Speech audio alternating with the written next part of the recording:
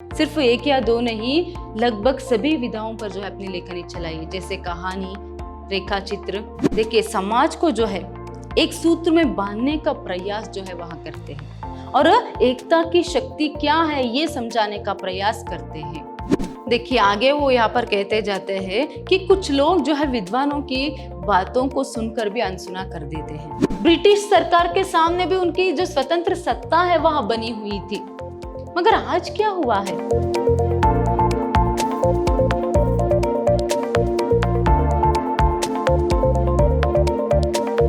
नमस्कार, मैं हूं हर्षिता, हिंदी लेक्चरर, विद्याश्रम कॉलेज, मैसूर। आज हम मैसूर यूनिवर्सिटी के सेकेंड सेमेस्टर बीसीए की हिंदी पाठ्यक्रम से जो गद्य प्रतिभा है उसमें से मधुमक्खियों से सीखो जो पाठ है उसको देखेंगे। पाठ को देखने से पहले हमेशा की तरह जो लेखक परिचय है उसको देखेंगे। देखिए, जो प्रस्तुत पाठ है मधुमक्खियों से सीखो वह एक रिपोर्टाज है और उसकी रचयिता जो है वह है धर्मवीर भारती जी। डॉक्टर धर्मवीर भारती जी जो है इसके रचयिता है। देखिए, डॉक्टर धर्मवीर भारती जी का जन्म 25 दिसंबर 1929 में इलाहाबाद की साहित्यिक नगरी प्रयाग में हुआ। इनका जन्म जो है वह प्रयाग में हुआ। कब? 25 दिसंबर 1929 को। देखिए, वहीं से शिक्षा पाकर वे प्रयाग विश्वविद्यालय के हिंदी विभाग में हिंदी अध्यापक के रूप में नियुक्त हुए। प्रयाग में ही शिक्षा पाकर फिर वही जो है वह विश्वविद्यालय में हिंदी के अध्यापक के रूप में जो है वह नियुक्त होते हैं। फिर भारती जी धर्मयुग के संपादक रह चुके हैं। उनकी प्रारंभ से ही साहित्यिक गतिविधि तथा आंदोलनों में विशेष रुचि थी। देखिए, ये हिंदी की प्रमुख पत्रिका जो है धर्मयुग, उसके संपादक जो है यह रह चुके हैं। प्रारंभ से ही इन्हें जो है साहित्यिक गतिविधियों पर बहुत ही आसक्ति थी। उसके साथ साथ आंदोलनों में भी जो है यह सक्रिय रूप से भाग जो है लेते थे। भारती जी ने साहित्य की सभी महत्वपूर्ण विधाओं में सिद्धहस्तता का परिचय दिया है। देखिए, हिंदी साहित्य की सभी विधाओं में जो है इन्होंने अपनी सिद्धहस्तता को जो है यहाँ पर परिचय जो है दिया है। देखिए आगे, धर्मवीर भारती जी ने काव्य, कहानी, नाटक, उपन्यास, एकांकी, आलोचना, यात्रा, संस्मरण आदि सभी विधाओं पर अपनी लेखनी चलाई है। सिर्फ एक या दो नहीं, लगभग सभी विधाओं पर जो है अपनी लेखनी चलाई है, जैसे कहानी, रेखा चित्र, संस्मरण, यात्रा, आलोचना, नाटक, उपन्यास, इस तरह सभी हिंदी साहित्य के विधाओं में इन्होंने जो है अपनी लेखनी चलाई है। अंधा युग, नदी प्यासी थी, काट की घाटियां और 5 जोड़े बांसुरी है, सूरज का 7वां घोड़ा, मुर्दे का गांव, गुनाहों का देवता, सोया हुआ जग, यह सभी इनकी प्रमुख रचनाएं हैं। देखिए, प्रस्तुत जो पाठ है वह एक रिपोर्टाज है। क्या है रिपोर्टाज? पाठ को जानने से पहले आप लोगों को इसके बारे में जानना होगा कि रिपोर्टाज क्या है, क्योंकि प्रस्तुत पाठ जो है मधुमक्खियों से सीखो वह एक रिपोर्टाज है। देखिए, सामायिक घटनाओं की कलात्मक अभिव्यक्ति ही यहाँ पर रिपोर्टाज है। कोई एक घटना घटती है किसी संदर्भ में, किसी समय में, यहाँ पर अगर कोई एक घटना घटती है तो उस घटना के बारे में रिपोर्ट करते हुए या फिर उसके बारे में कहते हुए, कलात्मक अभिव्यक्ति करते हुए उसके बारे में कहना ही क्या है, यहाँ पर रिपोर्टाज है। ये हिंदी आधुनिक गद्य विधा की, हिंदी साहित्य के जो आधुनिक गद्य विधा है उनमें से एक है। जैसे मैंने आपको पहले ही बताया था, सभी आधुनिक गद्य विधाओं को परिचय कराने के बारे में यहाँ पर एक प्रयास जो है किया है। तो रिपोर्टाज भी एक पाठ जो है आपके प्रस्तुत पुस्तक में जो है दी गई है। देखिए, पाठ के प्रारंभ में प्रस्तुत रिपोर्टाज जो है मधुमक्खियों से सीखो, इसमें लेखक जो है देश प्रेम, स्वाभिमान, एकता जैसे तत्वों को जो है आत्मसात करने की सीख जो है यहाँ पर देते हैं। प्रस्तुत रिपोर्टाज में व्यक्तियों में या फिर प्रजाओं में जो है देश प्रेम रहना जरूरी है, एकता जो है वह रहना जरूरी है। तो ऐसे गुणों को जो है वह आत्मसात करने के लिए एक प्रेरणा जो है वह देते। वे समाज को एकता के सूत्र में बांधते हुए जीने के विश्वास को सर्वोपरि मानते हुए एकता के बल को बरकरार रखना चाहते हैं। देखिए, समाज को जो है एक सूत्र में बांधने का प्रयास जो है वह करते हैं और एकता की शक्ति क्या है ये समझाने का प्रयास करते हैं। फिर देखिए, लेखक ने प्रस्तुत लेख द्वारा जनता में एकता का बल भरने का एवं एकता की लड़ाई जारी रखने की सीख देते हुए एकता के बल में विश्वास रखते हैं। मतलब जैसे मैंने अभी कुछ समय पहले यहाँ पर आपको कहा कि एकता की जो बल है उसे यहाँ पर, उसका जो महत्व है यहाँ पर वह सिद्ध करने की या फिर उसे समझाने की कोशिश जो है यहाँ पर वह करते हैं। तो आइए अभी पाठ को देखेंगे। देखिए, पाठ के प्रारंभ में लेखक यहाँ पर कहते हैं, अगर सोच लीजिए आप किसी एक ऐसी जगह में है, वहां पर बहुत सारे लोग हैं, अगर अचानक वहां पर मधुमक्खियों से जो है हमला हो गया तो आप लोग क्या करेंगे। वो कहते हैं कि कोई एक जगह पर जो है बहुत सारे लोग रहते हैं, जहां पर अगर आप सोच लीजिए आप भी होंगे, तो अचानक से वहां पर मधुमक्खियों से जो है हमला हो गया तो आप लोग क्या करेंगे। सामान्यतः सभी लोग जो है वहां से भाग जाएंगे, सभी लोग उस स्थल से या फिर उस स्थान से जो है भागने का प्रयास करेंगे, वहां से दूर भागने का प्रयास करेंगे। और अगर किसी को समझ लीजिए, अगर क्या है, वो कहते हैं कि अगर मुझे ही जो है यहाँ पर इस तरह का इस संदर्भ का सामना करना पड़ा तो मैं भी यही करूंगा। लेखक खुद यहाँ पर कहते हैं कि मुझे भी अगर ऐसी समस्या का या फिर ऐसी संदर्भ का सामना करना पड़ा तो मैं भी जो है वो जो स्थान है उसे छोड़कर भाग जाऊंगा। अगर उसमें से एक आध मधुमक्खियों ने यहाँ पर अपना डंक भी मार लिया तो क्या है, कराते हुए सीधा डॉक्टर के पास जो है यहाँ पर चले जाएंगे सभी लोग, है ना। सामान्यतः सभी लोग ऐसे ही करते हैं। मगर देखिए लेखक यहाँ पर क्या कहते हैं, ये हम जिससे आम लोगों की बात है। देखिए वो कहते हैं कि लेकिन मेरी आपकी और बात है, असाधारण प्रतिष्ठित विद्वान लोगों की बात और। अभी 2 हफ्ते पहले काशी की बात है, विश्वविद्यालय के कानून महाविद्यालय समारोह था। अकस्मात मधुमक्खियों ने एक कोने से निकलकर उपकुलपति तथा अन्य विद्वानों पर हमला कर दिया। पहले ही वे भी साधारण लोगों की तरह मैदान छोड़कर भागे, मगर जब तक मैदान खतरे से खाली हो गया तो फिर लौटकर आए। देखिए वो यहाँ पर क्या कह रहे हैं, ऐसी ही एक घटना क्या है यहाँ पर काशी के विश्वविद्यालय के एक कानून महाविद्यालय में होती है। यहाँ पर वो कहते हैं कि जो अभी कुछ समय पहले कहा कि अगर कहीं पर भी मधुमक्खियों का अगर हमला होता है तो सभी लोग वहां से भाग जाते हैं। तो पहले वो कहते हैं कि ऐसा तो सिर्फ हम जिसे आम लोग करते हैं, यह आपकी और हमारी बात है, मगर जो विद्वान लोग रहते हैं, जो महान लोग रहते हैं ना, उनकी बात ही कुछ और है। कहते हुए एक घटना के बारे में जो है यहाँ पर वह कहते हैं, काशी के विश्वविद्यालय के कानून महाविद्यालय में एक समारोह होता। तो उस समारोह में अचानक जो है मधुमक्खियों की जो छत्ता रहता है वहां से मधुमक्खियां जो है उड़कर आते हैं और वहां पर हमला करने लगते हैं। तभी क्या होता है, यहाँ पर सभी लोग जो है भागना जो है वहां से शुरू कर देते हैं। और जो मंच पर मतलब स्टेज में जितने भी गण्य लोग थे, जितने भी यहाँ पर महान लोग थे ना, वह भी क्या करते हैं, पहले वहां से भाग जाते हैं।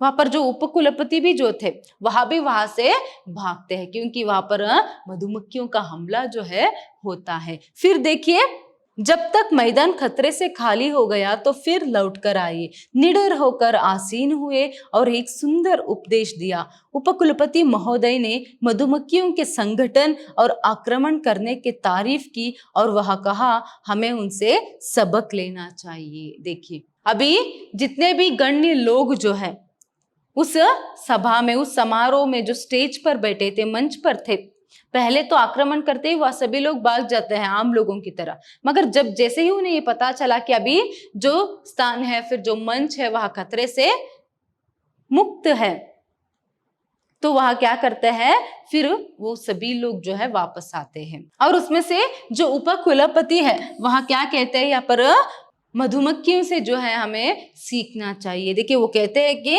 हमें उनसे सबक लेना चाहिए। ये याद रखिए, हो सकता है आपको यहाँ पर ससंदर्भ व्याख्या में या फिर सप्रसंग व्याख्या के लिए आप लोगों को पूछा जाए। देखिए उपकुलपति जो है वह कहते हैं कि हमें इनसे सबक लेना चाहिए। क्यों ऐसे कहते हैं, इसके बारे में वो यहाँ पर जो है आगे कहते जाते हैं। मधुमक्खियों के संगठन करने की बुद्धि और उसके साथ साथ आक्रमण, किसी एक मधुमक्खी की छत्ते को अगर कोई छेड़ेगा तो पूरे के कोई एक या फिर दो नहीं, पूरे के पूरे मधुमक्खी जो है यहाँ पर आक्रमण कर देते हैं। तो उनकी जो संगठन और आक्रमण करने की जो तरीका है उसको संबोधित करते हुए उसके बारे में जो है यहाँ पर वह कहते हैं कि हमें इनसे सबक लेना चाहिए।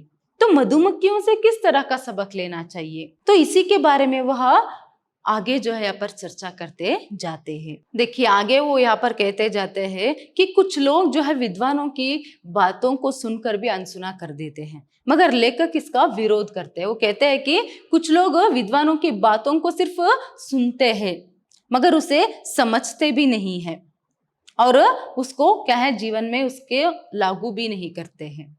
मैं इस भाव का विरोध करता हूं करके वो कहते हैं। जो महान लोग, जो विद्वान लोग रहते हैं, उनकी बातों को अनसुना नहीं करना चाहिए। सिर्फ उसे सुनना नहीं है बल्कि सुनने के साथ साथ उसे समझना है, उसी तरीके से जीना भी है करके वो कहते हैं। और वो यहाँ पर कहते हैं कि अभी जो प्रस्तुत उपकुलपति महोदय ने जो बात की कि हमें इनसे सबक लेना चाहिए, वो जो है मुझे ठीक से समझ में नहीं आया। किसको जो है उन्होंने इस तरह की बात की? जो उनके सामने बच्चे, मतलब जो छात्र जो है महाविद्यालय के जो छात्र बैठे थे, उनसे क्या उन्होंने ये बात की क्या? क्योंकि प्रस्तुत जो घटना घटी थी जिसके बारे में वो अभी कह रहे हैं, उसको जो है वह उसके संदर्भ में जो बात है उन्हें पूरी तरीके से नहीं पता है, उसके बारे में मुझे पूरा ज्ञान जो है नहीं है। इसीलिए मुझे ये ठीक से समझ में नहीं आया कि इस तरह क्यों उन्होंने कहा और किसको कहा। पहले वो अनुमान लगाते हैं कि छात्रों को, मतलब जो स्टूडेंट्स जो सामने बैठे थे, मंच के सामने जो स्टूडेंट्स बैठे थे, उनको इस तरह की बात की क्या करके। अगर उनसे ये बात कह रहे हैं तो उसकी आवश्यकता उन्हें नहीं है, क्योंकि आजकल के जो स्टूडेंट्स हैं, देखिए कब की बात वो कह रहे हैं, जब प्रस्तुत रिपोर्टाज या फिर प्रस्तुत घटना जब घटी थी उस समय की बात वो कह रहे हैं। देखिए जब ये घटना घटी थी तो उस समय के बारे में, उसके कुछ ही दिनों बाद जब ये रिपोर्टाज लिखते हैं उसकी बात जो है यहाँ पर वह कह रहे हैं कि वो जो घटना घटी थी उसके बारे में तो पूरा जो ज्ञान है इनको नहीं है, पूरी बात ठीक से इनको पता नहीं है। इसीलिए वो अनुमान लगाते हुए कह रहे हैं कि आज के जो बच्चे हैं, जो स्टूडेंट्स है महाविद्यालय या फिर विश्वविद्यालय, मतलब यूनिवर्सिटी के जो बच्चे हैं, उनको तो इसके बारे में कहने की आवश्यकता ही नहीं है। संगठन और आक्रमण में तो ये जो बच्चे हैं, मतलब जो स्टूडेंट्स है महाविद्यालय के, जो छात्र छात्राएं हैं, वो तो क्या है पर मधुमक्खियों को भी पीछे छोड़ देंगे। मधुमक्खियां तो उनके सामने नौसिखिया है। ऐसा लगता है कि क्या है, मधुमक्खियों को भी उतना संगठन या फिर आक्रमण जो है नहीं आता है जितना आजकल के, मतलब प्रस्तुत संदर्भ के समय के जो छात्र या फिर स्टूडेंट्स को पता है। क्योंकि देखिए यूनिवर्सिटीज में वैसे तो ज्ञान का मंदिर है वहां, मगर ज्यादातर जो स्टूडेंट्स है वो पढ़ाई में कम समय लगाते हैं, ज्यादातर समय जो है वह संगठन करने में और उसके साथ साथ आक्रमण करने में लगे रहते हैं। तो इसीलिए उनको तो ये बात कहने की आवश्यकता नहीं है। फिर क्या अध्यापकों को ये बात कह रहे? फिर वही एक अनुमान जो है लगाते हैं, क्या ये जो बात है मधुमक्खियों से सबक लेने की जो बात है, क्या वह अध्यापकों को, मतलब उस महाविद्यालय के जो अध्यापक थे, प्रवक्ता थे, क्या उनको ये बात उन्होंने कही क्या करके। फिर वो सोचते हैं अध्यापक जो लोग हैं या फिर जो प्रवक्ता लोग हैं वह क्या करेंगे इस बात को लेकर। अगर वह संगठन भी करेंगे तो आक्रमण भला किस पर करेंगे? संगठन करके वहां आक्रमण किस पर करेंगे, किस पर अपना जोर जो है यहाँ पर दिखाएंगे?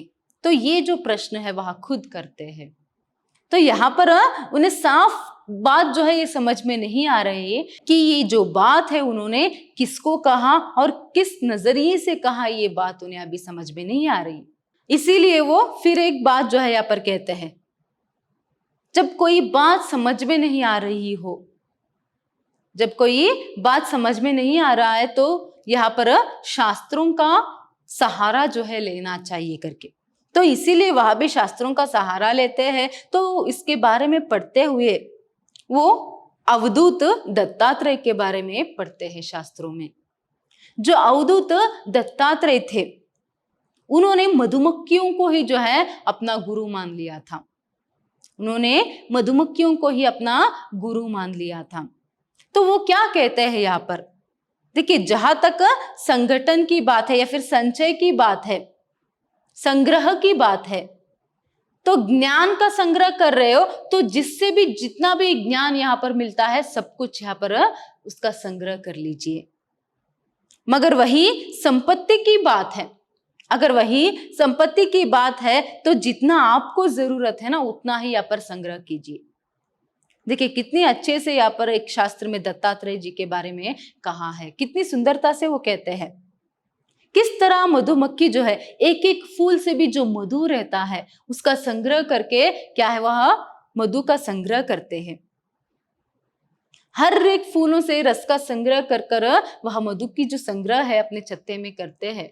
ऐसे ही मनुष्य को ज्ञान, मधु जो है उसका तात्पर्य क्या है यहाँ पर ज्ञान है, नॉलेज है।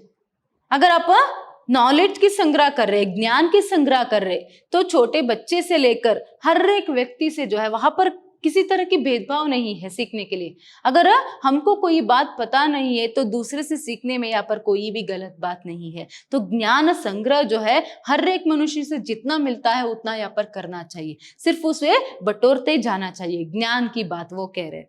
वही संपत्ति, वही अगर प्रॉपर्टी की, संपत्ति की बात अगर वह कहते हैं तो यहाँ पर सिर्फ उतना ही संग्रह करना जितना तुम्हें जरूरत है, तुम्हारे जीवन के लिए जरूरत है, ज्यादा यहाँ पर संग्रह करने की आवश्यकता नहीं है करके वो कहते हैं। किस तरह यहाँ पर ज्यादा होने पर मधुमक्खी जो है छत्ता समेत यहाँ पर गिर पड़ते हैं, टूट जाते हैं, ऐसे ही जो है व्यक्ति भी जो है ज्यादा हो जाने पर, संपत्ति को जो है ज्यादा संग्रह करने पर वह भी टूट जाता है या फिर बिखर जाता है। तो इसीलिए संपत्ति जितना चाहिए ना उतना ही रहना जरूरी है करके वहां कहते हैं। तो यही बात कहते हुए ये जो वो लेखक कहते हैं कि ये जो बात है दत्तात्रेय जी ने, अवधूत दत्तात्रेय जी ने कहा है, मुझे बहुत ही पसंद आया। मगर आजकल के जो अध्यापक वर्ग है या फिर आजकल के जो लोग हैं उन्हें कौन ये बात समझाए, क्योंकि हर कोई जो है यहाँ पर सिर्फ संपत्ति को जो है प्राप्त करना चाहता है, सिर्फ उसे ही वहां बटोरना चाहता है। ज्ञान के बारे में उतना जो ध्यान है यहाँ पर ज्यादातर कोई कर ही नहीं पा रहा है। हाँ, मगर आज भी जो है, आज भी विश्वविद्यालयों में, शिक्षण संस्थाओं में ऐसे अध्यापक, ऐसे प्रवक्ता है जो बहुत ही ज्ञानी है, जो ज्ञान संग्रह में जो है विश्वास रखते हैं, मगर उनकी संख्या बहुत ही कम है। बाकी सभी लोग तो यहाँ पर सिर्फ संपत्ति के बारे में ध्यान देते हैं। तो ऐसे लोगों को कौन ये बात समझाए। और आज के प्रजासत्तात्मक देश में तो, समय में तो यहाँ पर क्या है, उन लोगों को पूरा अधिकार है अपना मत रखने के लिए।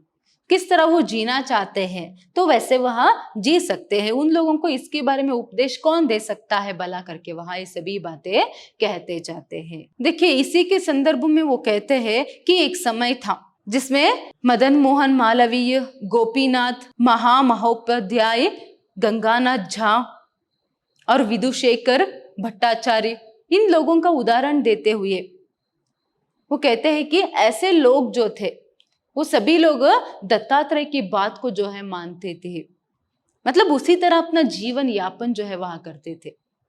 जहां तक ज्ञान की बात है उसका जो है भरपूर संग्रह वह करते थे, और जहां तक संपत्ति की बात है जितना उन्हें यहाँ पर जरूरत है उतना ही वह संग्रह करते थे। तो ऐसे भी महान लोग थे उस समय, मगर आजकल ऐसे लोग देखने को कहाँ मिलते हैं। और अगर वही विश्वविद्यालय की बात करनी है तो ऐसे कुछ ही अध्यापक या फिर प्रवक्ता जो है देखने को मिलते हैं जो ज्ञान संचय में विश्वास रखते हैं, ज्ञान संग्रह में विश्वास रखते हैं। आगे वो कहते जाते हैं, पिछले 10 वर्ष में हमारे देश के सामने जो बहुत पेचीदी समस्याएं आई है उनमें हमारे विश्वविद्यालय भी रहे हैं। देखिए वो पिछले 10 सालों में जो हमारे देश में समस्याएं आई है उनमें हमारे महाविश्वविद्यालय जो है वह भी रहे हैं। हड़तालें, झगड़े, गोली, लाठियां, गाली गलौज, इश्तहारबाजी, मुकदमे, जांच कमीशन और क्या क्या नहीं हुआ।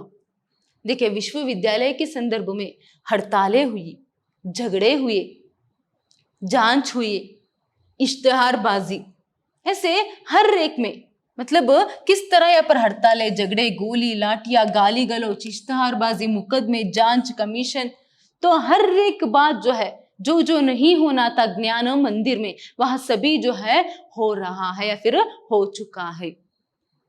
देखिए, महाविश्वविद्यालय या फिर यूनिवर्सिटी जो है वह क्या है? यहाँ पर ज्ञान का मंदिर है, जहां सिर्फ ज्ञान संचय या फिर ज्ञान का जो संग्रह है वह किया जाता है।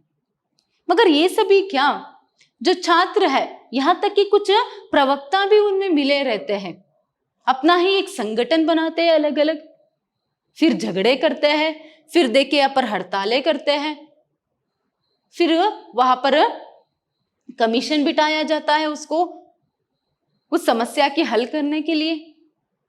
तो यह सभी हुआ है, क्या नहीं हुआ? वो कहते हैं कि क्या नहीं हुआ, अभी क्या बाकी है यहाँ पर होने के लिए? सब कुछ जो है यहाँ पर हो चुका है। एक जमाना था जब विश्वविद्यालय देश के सांस्कृतिक जीवन के पवित्रतम तीर्थ माने जाते थे। देखिए, एक जमाना था जब जो विश्वविद्यालय, जो यूनिवर्सिटीज है, वह क्या है, यहाँ पर देश के पवित्रतम स्थल, मतलब बहुत ही पवित्र स्थल जो है वहां माना जाता था। यहाँ पर ब्रिटिश सरकार तक के सामने उनकी यह स्वतंत्र सत्ता बनी हुई थी। और आज देखिए वो क्या कह रहे हैं यहाँ पर, वो एक पवित्र स्थान था, पवित्र स्थल था, ज्ञान का मंदिर था। ब्रिटिश सरकार के सामने भी उनकी जो स्वतंत्र सत्ता है वह बनी हुई थी। मगर आज क्या हुआ है? आज इसमें जो राजनीति है वह कहां से आ गई है? और ये जो झगड़े, हड़तालें, संगठन, ये सभी क्या है? फिर देखिए, मधुमक्खियों के छत्ते, आज जो है यहाँ पर मधुमक्खियों के छत्ते हैं, किस तरह से, किस नजरिए से देखिए, मधु कम होता जा रहा है, संगठन और आक्रमण बढ़ते जा रहे हैं।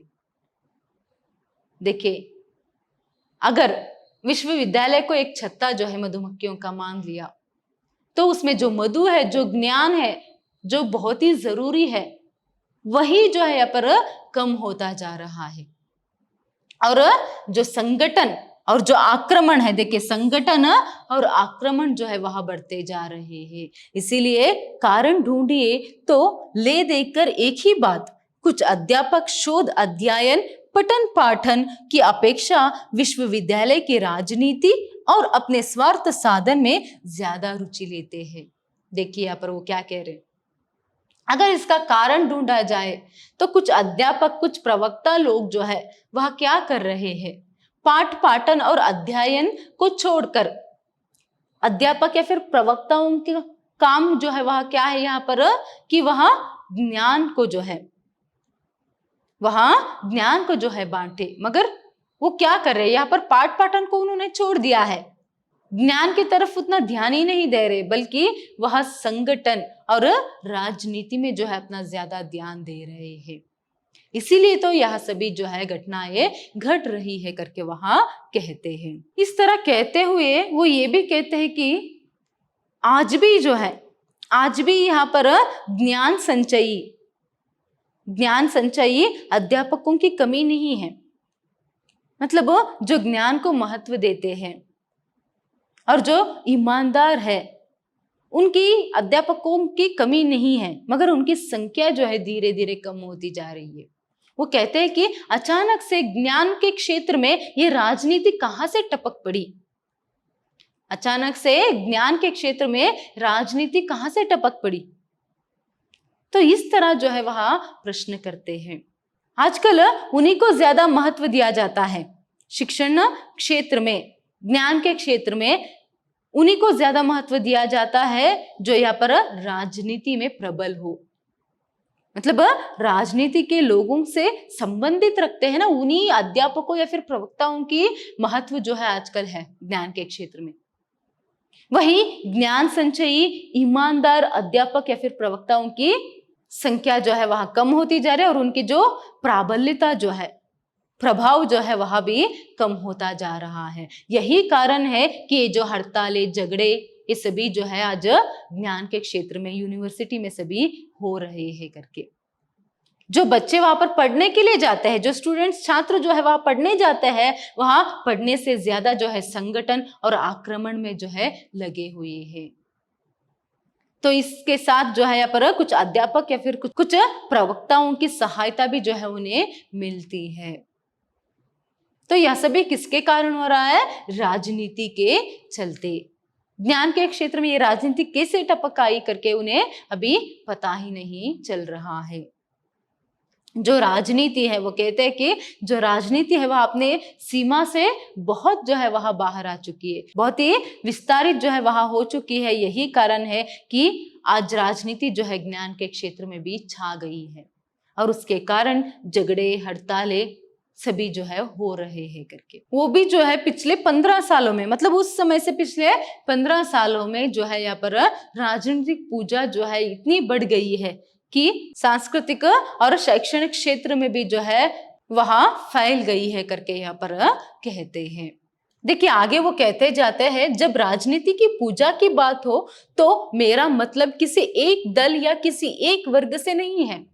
वो कह रहे हैं कि जब राजनीति की बात हो रही है तो वो सिर्फ कोई एक दल के बारे में, किसी एक पार्टी के बारे में वह नहीं कह रहे, कोई एक दल की बात जो है वहां नहीं कह रहे। देखिए जहां तक ज्ञान और क्षेत्र की पवित्रता को कुंठित करने का प्रश्न है, राजनीति मात्र ने उसमें उत्साह दिखाया है, चाहे वह शासक वर्ग की हो चाहे विरोधी वर्ग की। देखिए यहाँ पर वो कहते हैं कि सिर्फ एक दल की बात वो नहीं कह रहे, जो सांस्कृतिक और जो शैक्षणिक क्षेत्र है उसको जो है कुंठित करने का जो प्रयास जो है किया है वह शासक वर्ग भी है और विरोधी वर्ग भी है, मतलब रूलिंग पार्टी भी और उसके साथ साथ जो अपोजिशन पार्टी रहती है ना वह भी, दोनों मिलकर जो है अपना खेल यहाँ पर शैक्षणिक क्षेत्र में यूनिवर्सिटियों में सभी खेल रहे हैं, जिसका प्रभाव छात्रों पर, भावी प्रजाओं पर जो है पड़ रहा है। इसीलिए देखिए वो आगे कहते हैं यहाँ पर, विरोधी वर्ग ने विद्यार्थियों के अधकचरे दिमागों को आवेश से अंधा बनाकर उपद्रवों के द्वारा शासन सत्ता ने विश्वविद्यालयों की अंदरूनी व्यवस्था को अधिक से अधिक सीधा अपने नियंत्रण में लेने की कोशिश की है। जो ये विरोधी वर्ग है उन्होंने क्या किया है, विद्यार्थियों के अधकचरे दिमाग को जो है, विद्यार्थियों के दिमाग को जो है यहाँ पर संगठन और आक्रमण करने में, उपद्रवों को बढ़ाने के लिए प्रयोग किया है। और जो यहाँ पर शासन सत्ता है, मतलब जो रूलिंग पार्टी है, वहां क्या किया उन्होंने, विश्वविद्यालयों की जो अंदरूनी व्यवस्था है ना उसे खोखला कर दिया या फिर अपने स्वार्थ के लिए जो है उसका प्रयोग वो करते जा रहे हैं। तो इस तरह से एक तरफ रूलिंग और एक तरफ अपोजिशन पार्टी, मतलब एक तरफ सत्तारूढ़ वर्ग और उसके साथ साथ जो विरोधी वर्ग है, दोनों जो है यहाँ पर क्या कर रहे हैं, जो विश्वविद्यालय है उसका प्रयोग जो है अपने स्वार्थ के लिए कर रहे हैं। अपना जो खेल है यहाँ पर वहां पर खेलते हुए बच्चों की जो भविष्य है उसको जो है वहां नष्ट कर रहे हैं और ज्ञान के मंदिर को जो है, जो पवित्र स्थल है उसे यहाँ पर अपवित्र जो है कर रहे हैं। तो इस तरह यहाँ पर बात जो है वहां कहते जाते हैं। इसी संदर्भ में वो आगे कहते जाते हैं, एक और सत्तारूढ़ राजनीतिक और दूसरी ओर सत्ता के लोलुप आंदोलनकारी राजनीतिक चक्की के पाटों की तरह मिलकर दोनों ज्ञान केंद्रों की पवित्रता को पीसकर धूल में मिलाते रहे हैं। देखिए एक और यहाँ पर क्या है, सत्तारूढ़ मतलब रूलिंग पार्टी, और एक तरफ यहाँ पर विरोधी वर्ग जो है, मतलब जो अपोजिशन पार्टी है।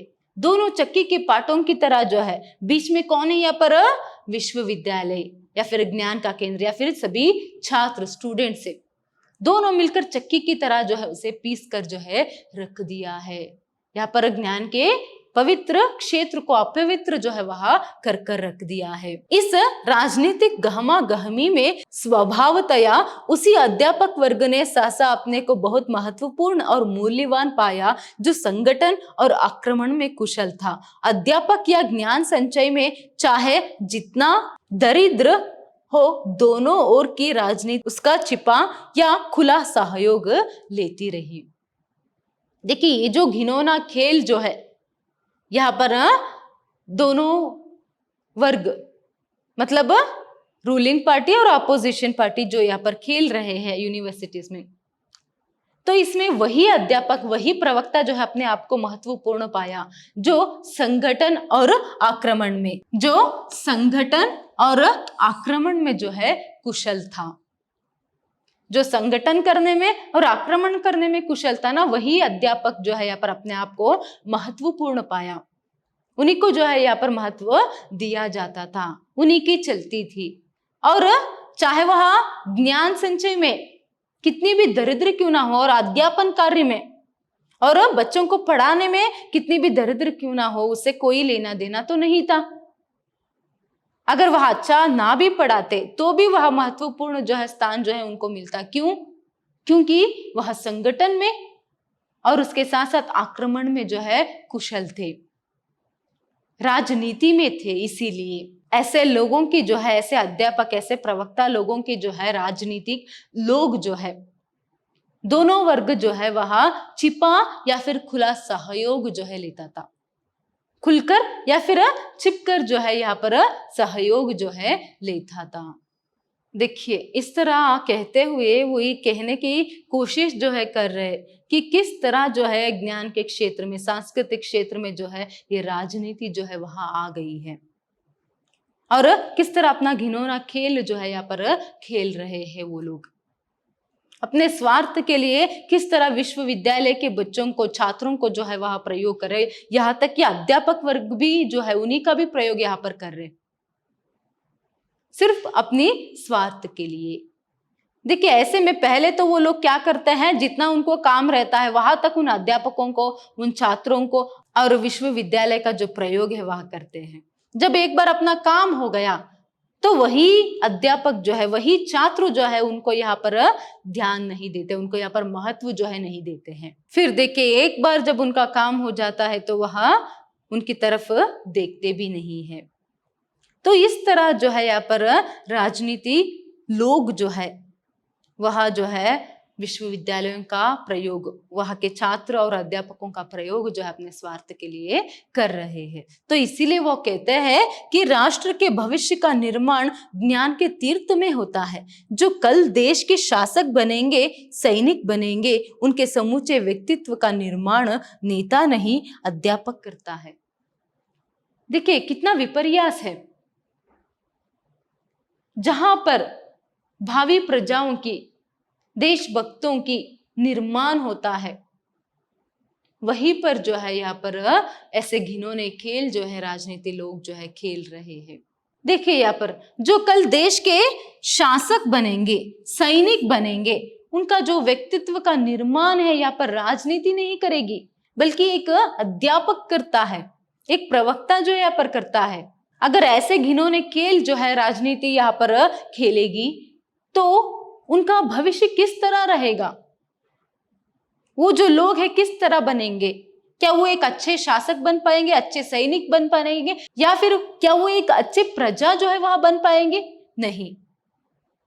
अगर ऐसी मनस्थिति जो है, ऐसा घिनौना खेल जो है वह खेलेंगे तो वह सभी लोग ऐसे भी नहीं बन सकते। देखिए, यहाँ पर वो कहते हैं कि राष्ट्र के भविष्य का निर्माण ज्ञान के तीर्थ में होता है। राष्ट्र के जो भविष्य का निर्माण है वह ज्ञान के तीर्थ स्थल में जो है होता है, और उसी तीर्थ स्थल को जो है यहाँ पर ये लोग अपवित्र कर रहे हैं। तो आप लोग ये सोचिए, हमारे जो भावी प्रजा है वह किस तरह बनेंगे, और हमारे देश का जो भविष्य है वह क्या होगा। तो यहाँ पर वो कह रहे हैं कि जो यहाँ पर संगठन है, जो एकता है, किस तरह रहना चाहिए। क्या इस तरह की एकता की जरूरत है, इस तरह के संगठन की जरूरत है? नहीं। वो कह रहे हैं संगठन की आवश्यकता है, एकता की आवश्यकता है, मगर इस तरह नहीं करके वो कहते जा रहे हैं। देखिए, यहाँ वो आगे कहते जाते हैं कि यह विराट संगठन कुशल लड़ेता अध्यापक वर्ग को राजनीतिज्ञों का ही पनपाया हुआ है, और वही बेचारे इसे सह नहीं पा रहे हैं। इन सारी उतल पुतल में गंभीर निष्ठावान अध्यापक वर्ग नीलकंठ की भांति सारा विष खुद पीकर अपने छात्रों को अमृत ही देता रहा। देखिए, यहाँ पर कह रहे हैं कि ऐसे जो कुशल लड़ेता संगठक और कुशल लड़ेता अध्यापकों को जो है इन्हीं राजनीतिज्ञों ने जो है पनपाया है, और बाद में अपने काम होने के बाद वो उन्हीं को ही सह नहीं पाते हैं। तो ऐसे में इन सभी के बीच में जो यहाँ पर गंभीर और निष्ठावान अध्यापक वर्ग है वह नीलकंठ की भांति पूरा जो विष है उसे वहां पीते हैं, फिर बाद में जो है वह छात्रों को अमृत ही देता रहा है। विष को पीकर वहां जो एक ज्ञान संचयी, निष्ठावान और गंभीर जो अध्यापक वर्ग है, जो सच्चे अध्यापक है, वह इस सबके बीच में जो है खुद विष पीकर बच्चों को, छात्रों को, अपने स्टूडेंट्स को जो है वहां अमृत पिला रहे हैं। तो ऐसे में देखिए, तभी वह एक एक ऐसी पीढ़ी का निर्माण करेगा जो कल देश के शासक होंगे, व्यवस्थापक होंगे, वैज्ञानिक होंगे, चिंतक, लेखक, कलाकार होंगे, सैनिक होंगे। जब वह खुद विष पीकर, तो ऐसे परिस्थिति में जब ज्ञान के स्थान पर, ज्ञान के तीर्थ स्थल में जो है यहाँ पर राजनीतिज्ञ अपना घिनौना यहाँ पर खेल खेल रहे हैं, तो ऐसे समय में जो गंभीर, निष्ठावान और ज्ञान संग्रही जो अध्यापक है, वो लोग विष पीकर बच्चों को अमृत पिला रहे हैं। तभी तो कुछ ऐसे अध्यापकों के कारण ही तो जो है बच्चों का जो भविष्य है उज्जवल होगा, और उनके साथ साथ देश का भी भविष्य उज्जवल होगा। तभी जाकर जो बच्चे हैं, जो छात्र मतलब जो स्टूडेंट्स है, वह यहाँ पर क्या बन सकते हैं? वैज्ञानिक बन सकते हैं, विज्ञानी बन सकते हैं, साइंटिस्ट बन सकते हैं, और लेखक, कलाकार, सैनिक, शासक, तो इस तरह जो है वह बन सकते हैं। नहीं तो वो एक अच्छा है जो प्रजा है वह तक नहीं बन पाएंगे। अगर जो संगठित लड़ाईता जो अध्यापक है, अगर उनके सहारे बैठ गए तो जो छात्र है वह कुछ भी नहीं बन पाएंगे, एक अच्छे जो प्रजा है वह भी नहीं बन सकते हैं। तो यहाँ पर अध्यापकों का जो महत्व जो है, ज्ञान संचयी, निष्ठावान अध्यापकों का जो महत्व है वह कह रहे हैं। देखिए आगे वो कहते हैं, अगर उनके चरित्र को आज वह सच्चा लोहा दे सका तो कल देश का जो महान भविष्य होगा वही उसका एकमात्र पुरस्कार होगा। देखिए वो कह रहे, अगर आज जो है बच्चों को, अगर आज बच्चों को यहाँ पर सभी अच्छी तरीके से जो सीख है वह दे पाए, उन्हें एक ज्ञान जो है सही तरीके से दे पाए, तो वही उन लोगों के लिए पुरस्कार है। देखिए यहाँ पर वो क्या कह रहे हैं, ऐसे संदर्भ में क्या है, अगर वह इस समय में जो है बच्चों को, जब वह छात्रावस्था में रहते हैं, तो उस समय अच्छी सीख, ज्ञान जो है वह दे सके, तो बाद में उन बच्चों का, उन छात्रों का जो उज्जवल भविष्य होगा, जब वो एक महान व्यक्ति जो है बनेंगे, एक अच्छे और महान व्यक्ति जब बनेंगे, गण्य व्यक्ति बनेंगे, तो वही जो है उस अध्यापकों के लिए, उन अध्यापक वर्ग के लिए जो निष्ठावान और ज्ञान संग्रही है, जिन्होंने सच्चा ज्ञान जो है उन लोगों को दिया था, वही उनके लिए पुरस्कार बनेगा। इसका अर्थ यहाँ पर क्या है, अगर उन बच्चों का एक उज्जवल भविष्य बन गया तो वही जो है उन अध्यापकों के लिए पुरस्कार है। मतलब वो लोग सिर्फ इतना ही चाहते हैं, उन लोगों को सिखाने में उनका कोई भी स्वार्थ जो है नहीं रहता है। तो ऐसे में वो कहते हैं कि लेकिन अगर चारों ओर की गंदी राजनीति उसे भी विचलित या मात कर गई तो वह देश के लिए बड़ी घातक बात होगी। देखिए सोचने की बात है ये, अगर कुछ ही जो एक अध्यापक का वर्ग बचा है, जो निष्ठावान है, जो ज्ञान संग्रही है, जो गंभीर है, अगर सोच लीजिए क्या होगा अगर ये जो गंदी राजनीति है उन्हें भी अपने दायरे में ले लिया, तो क्या हो सकता है, क्या होगा, हमारा जो देश है उसका भविष्य क्या होगा। कुछ ही ऐसे अध्यापकों के कारण तो क्या है, अभी देश का भविष्य जो है वह उज्जवल होता जा रहा है, क्योंकि हर एक छात्र, हर एक प्रजा का भविष्य उज्जवल होगा, तभी जाकर देश का भविष्य उज्जवल हो सकता है। सोच लीजिए अगर यही अध्यापक नहीं रहेंगे, अगर सभी अध्यापक, सभी प्रवक्ता वहां एक राजनीति की गंदी खेल में जो है शामिल हो जाएंगे, तो छात्रों का उज्जवल भविष्य कैसे हो सकता है और देश का उज्जवल भविष्य कहां से हो सकता है। तो इसीलिए यहाँ पर उन अध्यापकों का जो महत्व है ये समझा रहे, और उसके साथ साथ संगठित करना है, संग्रह जो है वह करना है, किसका, ज्ञान का संग्रह करना है। वो मधु की तरह है, आजकल मधु कम होता जा रहा है, मतलब जो ज्ञान है वहां कम होती जा रही है, और संगठन और उसके साथ साथ जो आक्रमण है वह बढ़ता जा रहा है। तो इसीलिए मधुमक्खियों से हमें ज्ञान का जो संग्रह करना जो है ना वहां सीखना है। देखिए आखिर में वो कहते हैं कि मधुमक्खियों से ज्ञान का जो संग्रह है वो करना हमें सीखना है। और आक्रमण कब करना है? एकता रहना बहुत ही जरूरी है, वो भी किस तरह? यहाँ पर एक सकारात्मक दृष्टि से, सकारात्मक दृष्टि से एकता की आवश्यकता है। अभी ये जो राजनीति के गंदे खेल जो खेल रहे हैं उसके खिलाफ एकत्र हो जाइए, उसके खिलाफ संगठन कीजिए। अभी राजनीति जो है वह ज्ञान के क्षेत्र में नहीं होना है, तो इस तरह जो है सभी लोग एकत्रित होना है, इसके खिलाफ एकत्रित होना है और ज्ञान का संग्रह करना है मधु की तरह। जिस तरह यहाँ पर मधुमक्खियां मधु की संग्रह जो है एक एक फूल से करते हैं, इसी तरह जो है यहाँ पर ज्ञान का संग्रह करना है और आक्रमण जो है ऐसे गंदे राजनीति के खिलाफ करना है, ना कि आपस में करके। यहाँ पर वो आखिर में ये बात जो है कहते हैं। तो इस तरह जो है इस पाठ से आखिर में जो यहाँ पर एक संदेश जो है मिलता है वह इतना ही है कि जो सांस्कृतिक और शैक्षणिक क्षेत्र में जो गंदे राजनीति जो है यहाँ पर खेल जो है चल रहा है उसे यहाँ पर जो है मुक्त होना है। अगर एकता का बल दिखाना ही है तो किस पर दिखाना है? ऐसे गंदे राजनीतिज्ञों पर करके वह कहते हैं। आपस में आप लोग मत लड़िए, ऐसे गंदे राजनीतिज्ञों के विरोध जो है आप कीजिए और ज्ञान का संग्रह कीजिए। पहले की तरह जो विश्वविद्यालय है, जो शैक्षणिक क्षेत्र है और जो सांस्कृतिक क्षेत्र है वह पहले की तरह पवित्र होने की आवश्यकता है, तो इस तरफ ध्यान दीजिए करके यहाँ पर वह संदेश देते हैं। धन्यवाद।